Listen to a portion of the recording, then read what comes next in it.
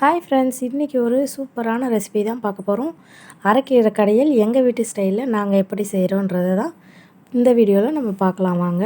அதுக்கு முதல்ல அரைக்கீரையை நல்லா க்ளீன் பண்ணி எடுத்து வச்சுட்டு நல்லா வாஷ் பண்ணணுங்க. எவ்வளோ மண் இருக்குது பாருங்கள்.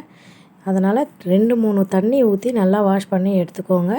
வாஷ் பண்ண கீரையை எடுத்து ஒரு சட்டியில் சேர்த்துட்டு இப்போது இதுக்கு தேவையான புளி கொஞ்சம் தாராளமாக போடுங்க. ஏன்னா நம்ம புளி போட்டு தான் கடைய போகிறோம், பருப்பு போட்டு கடைய போகிறதில்ல. அதுக்கப்புறம் காரத்துக்கு ஏற்றாப்புல ஒரு 3 மிளகா, ஒரு கையளவு பூண்டு, சின்ன வெங்காயம் இதெல்லாம் சேர்த்து கொஞ்சமாக தக்காளியும் போட்டுக்கோங்க. தேவையான அளவு உப்பு. இந்த சின்ன வெங்காயம் தான் இதோட டேஸ்ட்டு நல்லா தூக்கி கொடுக்கும்.